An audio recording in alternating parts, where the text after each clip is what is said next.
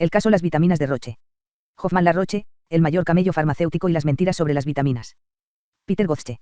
Las 10 mayores empresas farmacéuticas 7 firmaron el código PHRMA de Estados Unidos, a excepción de Hoffmann-La Roche, la empresa suiza 3, la mayor corporación fraudulenta de la década de los 90 según un listado de 1999 que engloba todos los sectores, incluidos bancos y petroleras 8 según la sección antimonopolio del Departamento de Justicia de Estados Unidos. Los grandes directivos de Roche estaban al frente del consorcio que llevó a cabo la mayor conspiración delictiva jamás descubierta. 9. Los directivos de las principales farmacéuticas, la mayoría europeas y asiáticas, se reunían en secreto en suites de hotel y salas de conferencias para repartirse los mercados mundiales y determinar el aumento de los precios, a la vez que estafaban a algunas de las mayores empresas alimentarias del mundo. Ellos mismos bautizaron descaradamente su corporación secreta con el nombre de Vitamins Inc. Los ingresos de Roche mientras tenía lugar esa conspiración fueron de $3.300 millones en Estados Unidos. Durante ese tiempo los confabulados decidieron aumentar de manera gradual el precio de las vitaminas, con suficiente ingenio como para que no saltara la alarma, además de amañar los procesos de subasta. 9. El Departamento de Justicia de Estados Unidos acusó a Kuno Sommer, antiguo director de marketing internacional de la sección de vitaminas y productos químicos refinados de Hoffmann-La Roche, de participar en el cártel de las vitaminas y de haber mentido a los investigadores del departamento en 1997 para intentar encubrir la conspiración. 10. Sommer se declaró culpable y fue sentenciado a 4 meses de cárcel. Una vez desenmascarada la conspiración, las empresas involucradas acordaron el pago de cerca de $1.000 millones por los cargos de monopolio de los que se les acusó. A punto estuvieron todos y cada uno de los grandes fabricantes de vitaminas de pagar otros $1.000 millones adicionales. Roche pagó $500 millones, lo que equivale a los ingresos anuales de su negocio con las vitaminas en Estados Unidos, y 2 de sus directivos fueron condenados a unos meses de prisión. En Europa, la Comisión Europea impuso una multa récord de 523 millones de libras esterlinas a las principales empresas farmacéuticas, incluida Roche. Resulta sorprendente que el cártel existiera durante tanto tiempo, pues ya en 1973 un infiltrado en la empresa dio el soplo, con la consiguiente investigación de la Comisión Europea, véase el capítulo 19.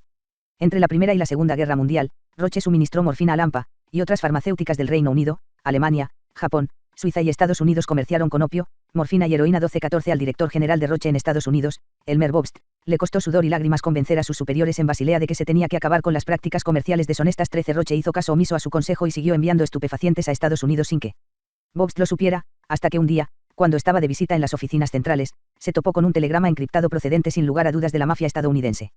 El telegrama hablaba del envío de bicarbonato de sodio, que se usa nada menos que para hacer pasteles. Roche finalmente accedió a abandonar ese negocio, porque Bobst les recordó que, de lo contrario, el gobierno de Estados Unidos les había amenazado con prohibirles toda actividad comercial en su país. Sin embargo, Roche volvió a las andadas, y de nuevo sin avisar a Bobst. En su libro 13 Bobst explica que el responsable de los hechos no era realmente un hombre sin escrúpulos, simplemente prescindía de ellos a la hora de hacer negocios.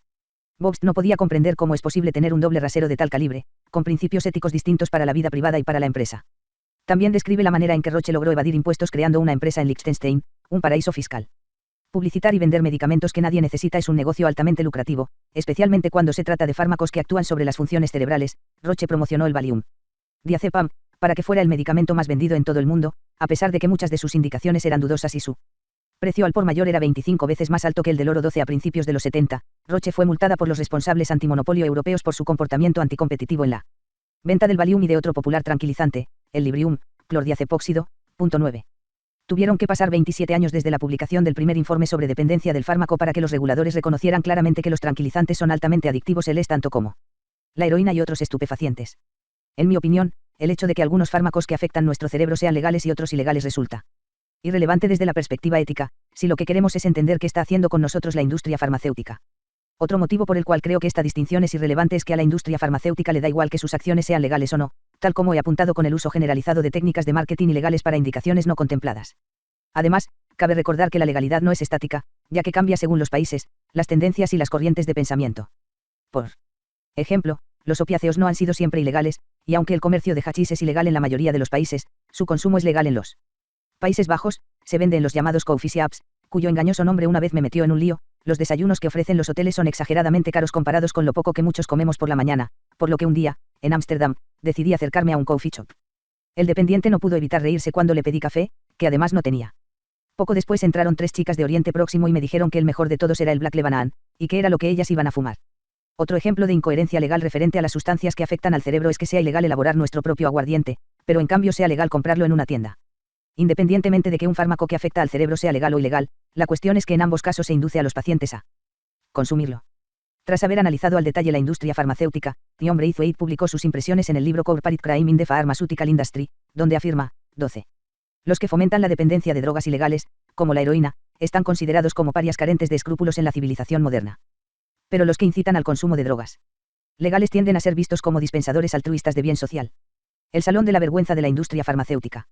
Cada semana se publica un nuevo número del BMJ, y la mayoría de ellos tratan uno o más escándalos relacionados con la industria farmacéutica.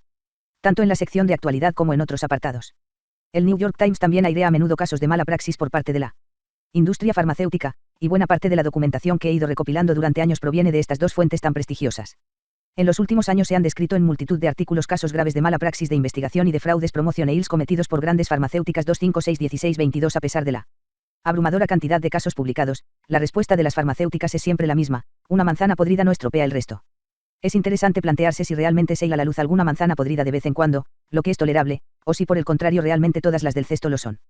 Es decir, debemos plantearnos si la mayoría de farmacéuticas no infringen la ley por costumbre. Para responder a esta pregunta, en 2012 realicé una búsqueda en Google combinando los nombres de las 10 principales farmacéuticas 7. Con la palabra fraude. Hubo entre 500.000 y 27 millones de resultados para cada farmacéutica que busqué. Luego escogí el caso más relevante de los que aparecían en los 10 primeros resultados y complementé la información de dicho caso con la de otras fuentes.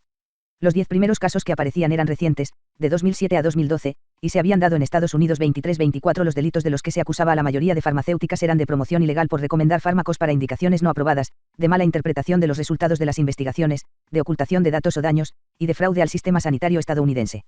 A continuación expondré brevemente cada uno de los casos en orden decreciente, según el tamaño de las empresas.